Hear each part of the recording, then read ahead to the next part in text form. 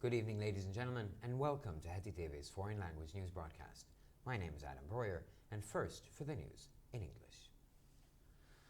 During discussions of the new strategy framework of the European Council, Zoltán Kovács said in London that the Hungarian government wants migration to be stopped and not managed. The State Secretary for International Communications and Relations arrived in London to give information to British journalists. He said that Hungary is also firm on respecting the sovereignty of member states and removing double standards. Respecting the basic ideas and practices of Christian culture on which the ethos of the European Union is based is key to fulfilling Hungary's standpoint on sovereignty and migration, he added.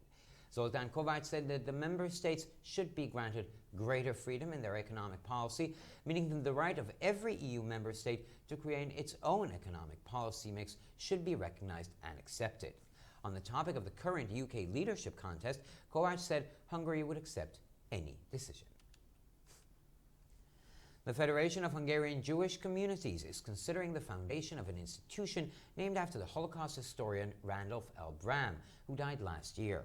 Chairman András Heizler has prepared an executive draft. However, the foundation of the organization, intended as a science and communications institution, must be approved by the Jewish communities, which may take months. The new institution is intended to help the decision-making process of Mavjihis through policies, as well as to distance politically charged conflicts from the community.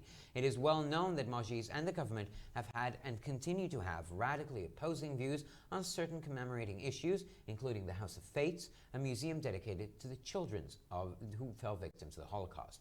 The new organization will take over these issues, ensuring that the Jewish community gets attention in connection with religious and community questions. The choice for the organization's name is hardly a coincidence. The internationally acknowledged professor's last statement was the rejection of the concept of the House of Fates. Ekrem İmamoğlu, opposition candidate of the Kemalist Social Democratic Party, won the repeated mayoral election with 54% in Istanbul on Sunday, which many thought of as a referendum on President Recep Tayyip Erdogan. Former Prime Minister Binali Yildirim, the candidate of Erdogan's ruling Justice and Development Party, received 45% of the votes, after 99% of the votes were counted. According to the AFP, Yildirim acknowledged his defeat, congratulated and wished good luck to the opposition candidate. His defeat was significantly larger this time than at the regional elections in March. İmamoğlu said in his victory speech that the repeated mayoral elections in Istanbul helped democratize Turkey and save Turkey's integrity in front of the entire world. Erdogan congratulated the opposition candidate on Twitter. Negotiations are a deception for what Washington wants, said Iran's supreme religious and political leader Ayatollah Ali Khamenei. Negotiations are a deception for what they want. The weapon is in our hands and they don't dare to come close, said Khamenei. On his official website, the Ayatollah called the Trump administration the most threatening U.S. government and added that the Iranian people do not back down because of some insults.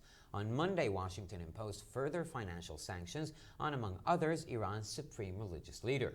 Iranian President Hassan Rouhani called the sanctions useless, saying that Khamenei has no assets abroad.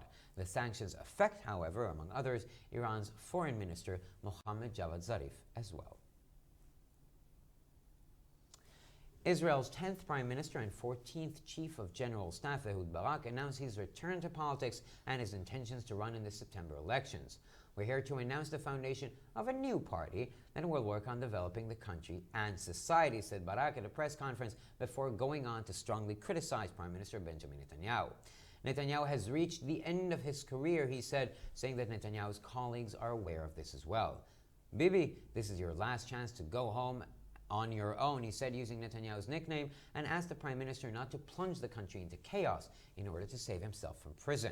Former IDF Deputy Chief of Staff Yair Golan also joined Barak's party. The 77-year-old Barak is one of the most successful Israeli soldiers with a high number of achievements. He has participated in numerous battles and missions. He was the Chief of General Staff of the IDF between 1991 and 95. Defeating Netanyahu, Barak became Prime Minister of Israel between 1991 and 2001. In 2001, he lost to Ariel Sharon at the elections and withdrew from politics. In 2005, he returned as a member of the Labour Party. He served as Minister of Defense, between 2007 and 2013, including 4 years under Netanyahu.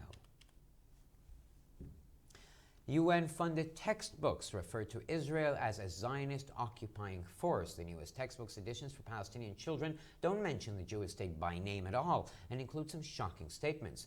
Dr. Arnon Grois drew attention to serious distortions in the textbooks used by the UN Palestinian Refugee Agency. The analyst of the Center of Near East Policy Research in Jerusalem has been studying Arab language educational material that the Palestinian National Authority has been using and giving to children since 2000. He stressed that this was not the first time for something similar to occur. In 2016, the PA gave textbooks to students in which they openly demonized Jewish people and Israel. They also encouraged fighting for freedom and the possibility of using violence. They mentioned the possibility of wiping Israel out. These UN-funded textbooks have been used by every student from grade 1 to 10. 67 countries supported the edition, reported the Israel Behind the News website. Furthermore, textbooks for 5th grade students denied the connection between Jewish history and the Western Wall in Jerusalem.